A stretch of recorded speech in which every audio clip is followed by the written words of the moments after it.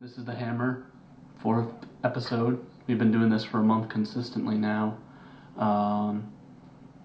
Yeah, pretty excited. We got demons rumors. We got the Death from the Skies, and Tox is going to talk about his first game of fantasy, and we're going to be talking about building army lists and stuff. So I guess we'll get right into it. First off, he is the host of Battle Brothers. He's also possibly Dark Angel. I don't know. He's some guy. He's a mermaid. It's toxic. Yeah. Hi guys. Yep, and I am always Fox or Hero of the Universe, whatever you prefer to call me. So I guess we're gonna just dive right into it since we're already 10 minutes behind. So I guess we're gonna talk about the demon rumors from what's the site? Fate 212 or whatever the hell it's called. But Yeah, something like that. but basically, rumors have been coming up that demons are going to be the next army book. They're going to do them same time for fantasy and 40k.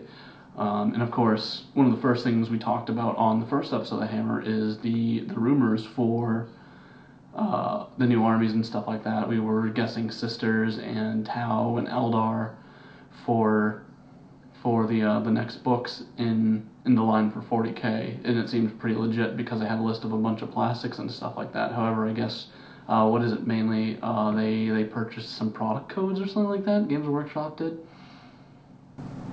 Yeah, I think it's when they send out like product codes and stuff to stores and things like that, like those type of product codes.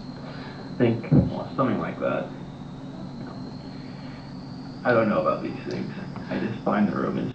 Yeah. So, I mean, let's say demons are next in line. Is this kind of an army that needed an update more than anything? I mean, they're doing it both for fantasy and 40k, and from my understanding, demons have been one of the most powerful armies in fantasy for a very, very long time. Rumor has it that with the rules of fear and how they worked and how that army worked, a lot of people claim that it's really what pushed Fantasy 8th Edition because they had to fix those sort of rules. Now, I hear it's kind of the opposite for 40k. I haven't really played against many demon players in 40k, but would you say demons are? I've heard just the opposite. They're one of the weaker armies. Would you actually agree to that?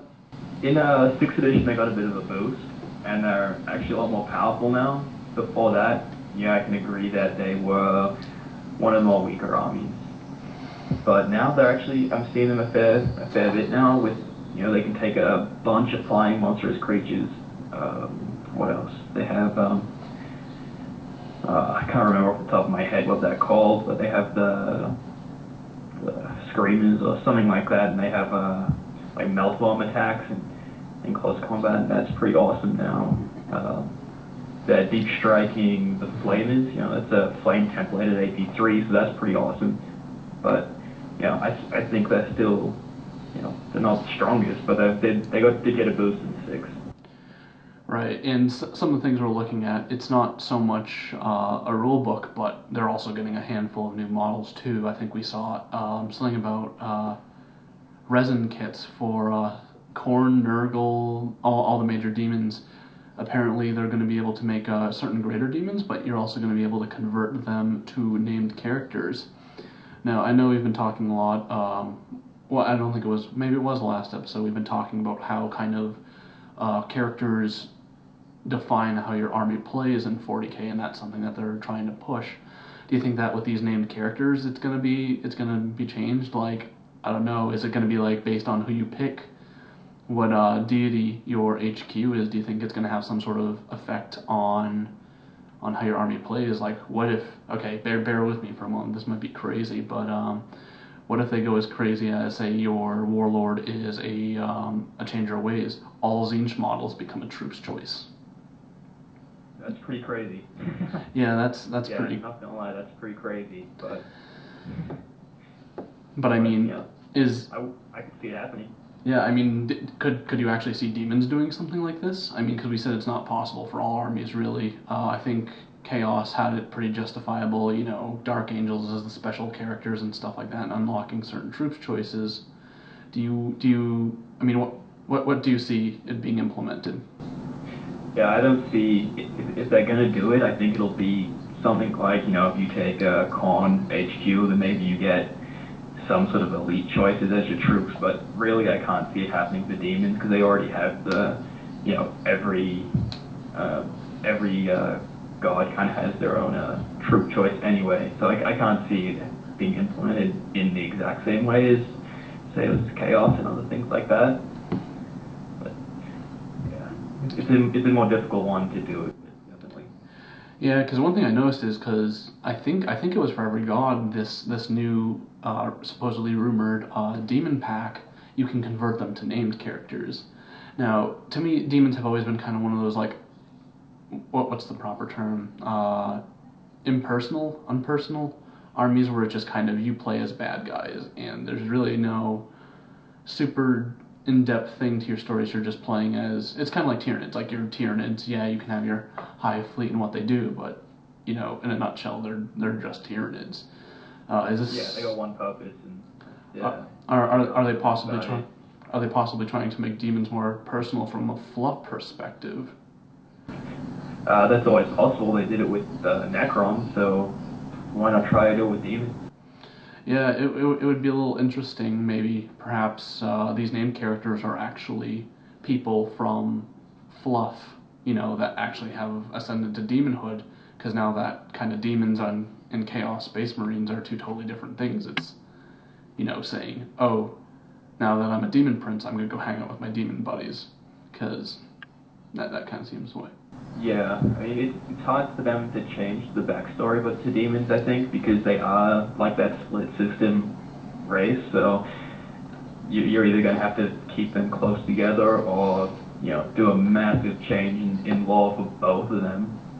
Because there is kind of that thing, it's like, well, are they the same army, but they're just going through the warp and coming out in different universes type of thing? I think that's kind of the way they look at them now. Because they're basically the same army, but they just changed their bases. Yeah, pretty much didn't really see anything that was really gonna stick out. I think they said they were gonna get some sort of Zinch flyer. That was one of the new things. I also think I read maybe it was Nurgle. I actually possibly want to say it was Slaanesh, but they're getting some sort of a new dreadnought type unit as well. I really wish I actually kept it up, but I'm just trying to remember from what I read like an hour ago. But what else do you think demons really need? Like, if you were Games Workshop, what would you kind of be pushing for people to buy an army that kind of isn't one of the most... Yeah, flies is a big one. Just things that people play in 6th edition. If you want people to look at them seriously and to buy, I'll be looking at, flies, maybe get some, race-specific fortifications for them. That'd be kind of cool, because, right now, how do you really fit those fortifications in a demon army? That was actually something India released. They said that they were going to get some sort of special chaos-specific terrain. I'm going to guess, what is it, the Sky Shield landing pad? They're going to get something equivalent to that, because, I mean, one of the fantasy terrain pieces, it's actually really cool. It's a rather kind of wide, almost like altar. And if I was a demon player personally, that would be something I'd take, just because, the extra roll to reserves and stuff like that. So, yeah, if it would be interesting to see if demons were next compared to if it was Tau, Elder, or Sisters, but it kind of actually seems like that. I mean, they bought the product code, and we probably won't know until a week before they come out, because that's just how Games Workshop rolls nowadays. So, anything you want to add about demons? Anything like that? Not really. Nothing of. Yeah, the one other interesting thing that I saw on the rumors was that I forgot to mention is they actually have some new entries for Undivided. That's maybe, hang on, that was what the Dreadnought was for. It was supposed to be an Undivided thing, which I thought was interesting because, kind of in a fluff perspective, the way demons work, new demon engine, I think. Yeah, Undivided is pretty much dead, and almost to an extent, I think the god rivalries are pretty kaput with the demon, with the new demon fluff and stuff like that. I mean, you had a tiny bit of it, like, what was it, Chaos Space Marine Demon Princes hate the other thing. So I wonder if they'll incorporate that. But anyhow, we'll be moving on. So next thing we're talking about is Death from the Skies. It's the brand new compilation of facts that you already have. They're bundling it up and they're going to sell it back to you. So we were kind of talking about this before the show, and it's kind of one of the most ridiculous things I've ever heard of. What this is, it's a compilation of rules for all the flyers they've released so far. There's a few other things, probably like you said, it has some of the what's the campaign book that just came out recently? Crusade of Fire. It has, in the Crusade of Fire, they have a dogfighting kind of like mission for flyers, and got some more mechanics in there. And I think from what I've heard, that's in there. So like a dogfighting mission for flyers. Yeah, but is there really anything new in here? Are they putting any hobby stuff to like paint flyers or anything like that? Not that I've heard. I think that'd be awesome. From what I hear, it's just making the rules and like points and for the flyers that have already been released different. Updates to 6th edition. There's going to be some new rules for flyers, and that's about all that I've seen, that I've heard. So, is there really a purpose to this thing? I mean, I don't mean to openly sound aggressive, but is there truly a purpose to this book? I mean, you can download and find the rules online for free. Yeah, you got the dogfighting rules. That's cool, but this book probably costs how much does it actually cost on the Games Workshop site? I think it's about $30, $33. $33. Okay, well that's actually not horrible, but for something that's kind of already there, I mean. Yeah, it's not horrible, but I've already brought all the codexes for these armies, and now I have to buy a $33 book to update the entries for the flyers that I already have. Yeah, I mean, let me ask you straight. Are you gonna buy this book? Nope. I'm definitely not either. I think it's just a bit strange for something I already have. Also, do you think that this is a possibility of hinting on Games Workshop really trying to push their digital books? Because apparently the advantage of them is, yes, they are a bit more expensive. What are they, like $7 more expensive? But apparently what happens is when you buy them, they update the rules, the facts onto them and stuff like that. So you don't have to print out new rules like every other month because they update it. Because they've kind of been doing a lot of facts with 40K. The other day I remember talking to someone in Skype Hammer, and I was talking about adding a Hellbrute, and then someone's like, "Oh, their points changed, right?" I was like, "Wait, what?" Like that was kind of crazy. So I don't know. Do you think this is the possibility of Games Workshop's new plan of pushing digital content? Yeah, I can see that. The problem that I see with it though is that, as far as I know, you need an iPad or some sort of like Apple product. I think that's the only way that you can view them. So you can't just put them on any old tablet. I think they only sell them on the Apple Store. So, that means you're telling people to go out and buy an iPad as well if you want to use them. Yeah, I mean, can you get them for iPhone as well? Because, I mean, the thing is, like, every other person I know has an iPhone nowadays. Like, a few years ago, iPhones used to be kind of a new thing, but, almost everyone I know has an iPhone of some sort. So, I mean, is it such a crazy concept, really, of saying we're going to try and really push this digital stuff? Let's make a book no one will buy. I don't know, if you could read it on your iPhone, maybe it's not so crazy, but I've never had an iPhone and I don't plan on getting one, so for me, I'm out of luck. I'm not going to buy an iPad just for some digital versions of books I already own. Agreed, but it's something I'm possibly going to consider. I can only see it getting better from there. So, in other related news, Games Workshop, with the Death from the Sky books, they got bundles, and they got bundles. So we did some investigation and some math, because math is hard. you'd think that these one-click bundles would be cheaper. They're one-click collections. Yeah, they're one-click collection. They're the exact same cost if you just click 3 things separately. So let me put it this way: is it a trap? Yeah.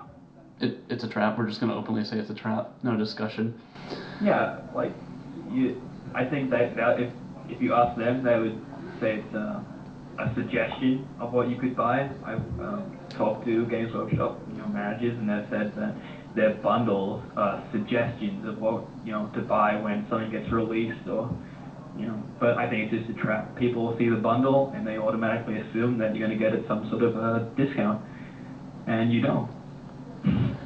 Yeah, I mean, it's a little strange because Games Workshop has always had reasonable bundles. I mean, usually when a new codex comes out, they have like the nice big army boxes where you save something like $50 or $70, or they have the battalions. And we were talking before the show how they had the units in the transport bundles, which were only $50, and those saved you like something like $30 to $40.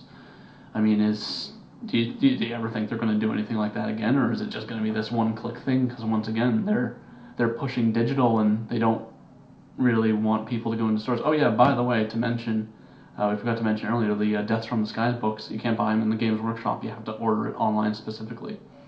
Yeah, and only in English.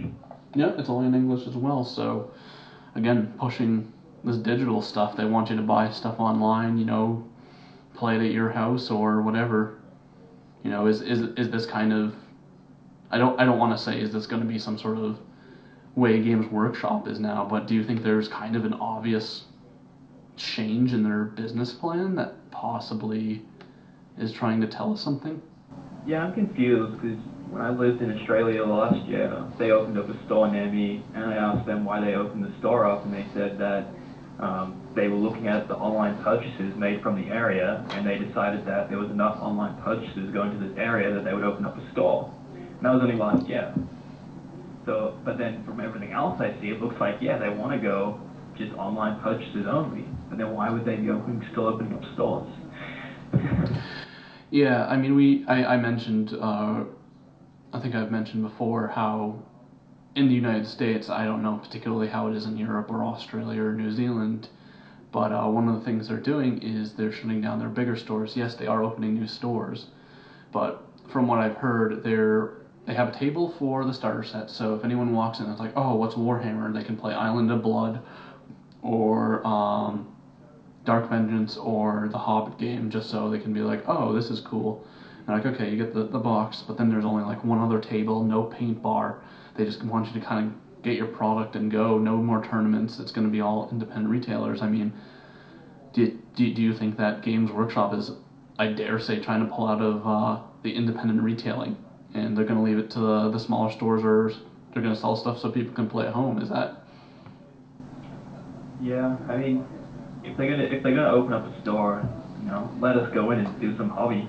Yeah, that's kind of being the point of their store, is that you're in there, you can do some hobby in there, play some games. You got the product right on the shelf behind you, so if you want to buy something, it's right there. If they only have a store to buy stuff, I'm not going to that. I'll just sit at home and buy it.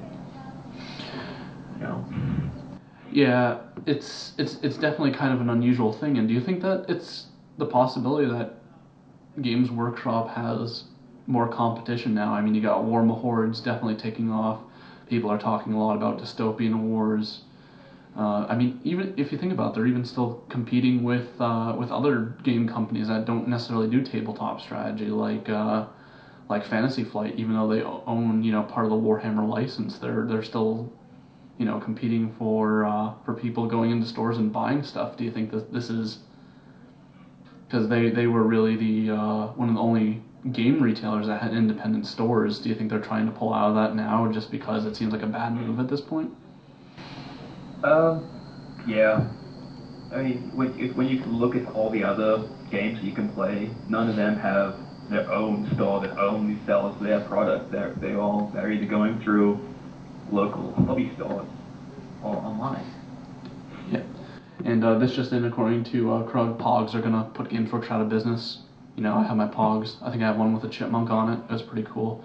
But yeah, Pogs are going to take over. I'm definitely building a 20 stack of Pog list, and I'm going to play against my friends, and we'll see how this goes. So yeah, all right. In all fairness, so Death from the Skies, kind of a weird choice. I don't know what they were kind of expecting. People are still probably going to buy the heck out of it. We're not. Yeah, that's the thing. If people don't buy it, then they're not gonna. They won't do another one like that because it'll just be a waste of their time. But people are gonna buy it, so they're gonna do more of these releases that you can, that are basically just an FAQ that you have to spend money on. And people just shouldn't buy it. So anything else we want to add to this before we move on? Don't buy Death from the Skies. Be careful when you're buying a bundle. If you're already going to be buying it, then go for it. If not, just be careful. Yeah, if you think you're saving money, it's probably not the greatest choice. So yeah, I guess now that we got the news out of the way, we can kind of just kick back and talk a bit, because Toxic had his first game of fantasy this week. Super proud of him. Super excited. Why don't you talk about your first game making the transition over from 40K to fantasy? Yeah, so the only place I could go to actually get a game in was to drive 2 hours to the closest Games Workshop, where I tried to get a game in. So I had 700 points of Skaven, and I have 700 points of Ogres. And it's fair to say that I got my face smashed in by those Ogres, but it was really fun, and I feel like I played a really Skaven-ish game. My flamethrowers blew up without doing anything, and my Warlock engineer teleported across the field and blew up an ogre, and it was really fun. I noticed a lot of the mechanics are more or less the same as 40K, so it wasn't too hard to get. I mean, when I say that, I mean like the dice roll mechanics. It was, from what I could tell, the tables were the same. What else? But it was pretty easy to go from playing 40K to fantasy. There's just a few small things I had to watch out, and generally it was a fun game. Right, now I'm gonna be showing chat room your first painted fantasy miniatures. They're absolutely fantastic. By the way, Toxic does commissions. If none of you are familiar, he's actually painting me the High Elf Force from the Island of Blood, and I'm super excited to get that because they look beautiful. Unfortunately, I don't have any pictures. I should have put some pictures onto my preloaded scene thing here, but I didn't think that through. But yeah, Toxic does commissions. Yeah, beautiful looking army, man. Once you start getting those rank and file, and you start painting them. So yeah, after your first game, what's your next step into fantasy? Well, once I finish painting, because my problem with 40K is that I have way more unpainted stuff than I have painted stuff, so I kind of want to get my stuff painted before I buy anything else. But once I've painted my 700 point force, I'm going to increase my Skaven ranks of clan rats, because 20 is just not enough. I took down one unit of 3 ogres, and the others just ran. And because they ran, my, Poison Wind Mortar, it saw them getting destroyed and it ran off the table. So I lost 2 units right there. But yeah, so once I thump them up, I want to get a Doom Wheel, because they look cool. Yeah, definitely close combat's a bit more complicated, because you gotta keep track more than wounds and stuff like that in formation and how stuff goes. And yeah, and I highly suggest you test out clan rats in a horde formation. Yeah, I got kind of lucky because the ogres didn't have the rank, so I was actually staying in combat for a while because I wasn't failing my leadership checks. Because of, I outranked them, I guess. But yeah, so definitely I'm going to add to it. Yeah, so what would you, any advice you'd give any players who are looking to make that breach? It's not as scary as it sounds when you think, I'm going to have to learn a whole new system. It's really not that bad. You already know the dice rolls. You just have to get used to, the way that the movement works, and that you can lose in the deployment phase. If you deploy badly, you can lose right off the bat. more or less. That's the hardest part I found was knowing where to deploy. Yeah, I mean, the main thing I'd say, I'm actually mostly a fantasy player at heart. Not a lot of people know that, but I play both games fairly regularly, and I would still say that fantasy, the game is determined through the movement phase, and in 40k the game is determined in the shooting phase. They changed that in 6th edition because movement's a bit more important because you remove wounds from the front, so there's actually a point to shooting up your opponent's flank instead of just being like, okay, I'm going to shoot him, and it's like, well, I'm going to take the guys from, the back or whatever. So, yeah, so excited for your progress. Also, don't forget that Toxic does commissions. Do you want to type in the chat where people can get your commission and also say it so people have it recorded down? Yep, sure. I will get it right now. I have a Facebook page and an email. I'll just put the Facebook link down there, and that has my email. It's Toxic Painting on Facebook, so nice and easy. Not mermaid painting?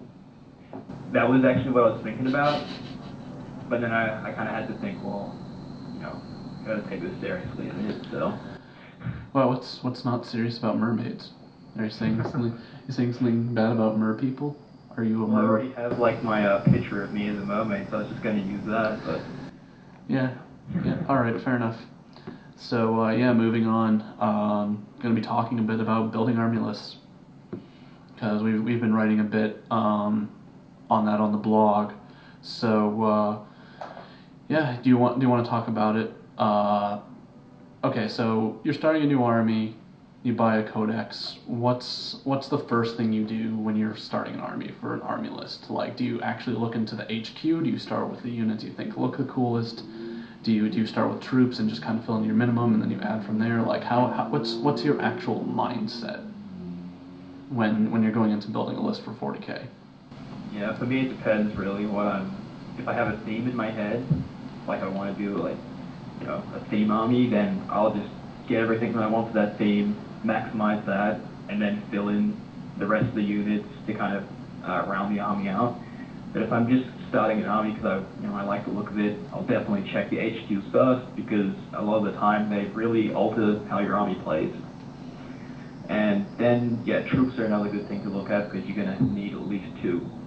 So you want them to. And then get some stuff that you like the look of. I think it's different depending if you want to make a list for a tournament because then you have the points limit already that you need to get to. Whereas if you're just building an army to collect, then you can just get whatever really. Start off with 500 points with units that you like. Yeah, I think we've actually discussed, and we're very, very, very, very different about buying armies. You like to buy everything at once. You like to throw down like $600 and just get everything you ever need. And me, I'm very picky. Like I very, very rarely buy battalion boxes. I usually buy the individual boxes, kind of just make sure they're painted up, and I go in like 500 point goals. I mean, is that normally your advice to people? Yeah, my problem with 500 point goals is that by the time I have 500 points, I'm already over that army and I want to get another one. So if I buy them all at once, then I there goes my money. So I have to stick with that army for a while. But I would suggest for newer players to definitely take the slower route. But if you're already experienced and you've made an army list and you know that's what you want to play, and you have the money to throw down, then go that way. Yeah, also really a personal choice when it comes down to it. Yeah, also something that I kind of experimented with the blog article I wrote. Basically, I went with the idea of someone going into fantasy completely from scratch, and I did one army from Island of Blood, and I did one army from not getting it from the starter set, and it's actually kind of ridiculous how much money you actually save by just doing the starter sets. Like, I think the Empire list I did, which was the battalion, you buy the codex and you buy a general, it was like $180 something. But then I did I did High Elves with Island of Blood, and literally you just buy the High Elf codex, which the paperback codexes are what, like $33 or something like that. Yeah. And then you have everything you need. So it's like, okay, you're splitting the box with your friends. It's $80 compared to $180. So, I mean, if someone's starting, aside the fact that, you know, the armies you get, is there really a way to, would you really encourage someone to throw down $200? Someone who's brand new, just coming into the game, would you really encourage them to throw $200 down for an army, or would you try to convince them to go one of the starter sets? Yeah, I'd convince them to go in the starter set, because that's what I did when I started Fantasy. I went to the starter set, picked the army that I wanted, and my goal is to get a few games in, understand the rules, understand how the army that I picked plays, and then if I'm at the stage where, you know, I know how the game works, I know how the army that I picked plays, and then I realize, you know what, I want to play a different army because I don't like, you know, Horde or, you know, for whatever reason, and then you haven't really put down, you know, a great amount of money, and at the end of the day, you've still got your rulebook from the starter kit, you still have you still have two armies that you could fall back on. So I think definitely the starter kit's the way to go if you're brand new into the hobby. Yep, definitely. So when you write army lists, did you do anything different as a 40K player coming over into fantasy, or? Because I know you said you've been writing like 2,000 point lists and stuff like that. What you kind of want from your Skaven. I mean, is there anything different? Did you do the minimum choices first, or did you kind of pick what's cool and then be like, okay, I have like 500 points. What do I need to fill in this army? Yeah, I kind of did it both, where I definitely want to get a Screaming Bell. So my first thing was to take the Screaming Bell. That's 400 points right there. So that kind of limits me to, you know, 2,000 point army. So that's what made me bump it up to 2,000 points, just so I can get an idea in my head. And then I wanted to add everything I already have into my list. So I took all the units that I have from the Isle of Blood and put that in there. Then I looked at, you know, what I need to make this legal, you know, get my core sorted out, and I just started putting in stuff that I like the look of, you know, War Blinding Cannon and stuff like that. And that's how I went from a new player into fantasy to building a 2,000 point army list, was, you know, starting off with something I like the look of for a large point army, then adding what I already had, and then rounding it out. All right. Well, we're coming up to we're slightly past the 40-minute mark, so I think we'll conclude that episode of The Hammer. Does chat room have anything that they want to ask us before we stop the stream?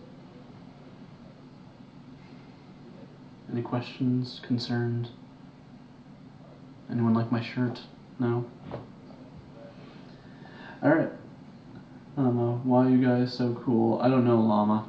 Your name's Llama. No, I'm not? No.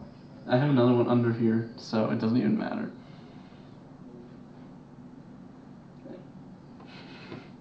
Anyone else? Anyone else? So, Toxic. Battle Bros. Have you already recorded that? Oh, that is actually what I meant to be saying. We are recording, me and Savage are recording, Savage and I are recording Battle Bros after this episode.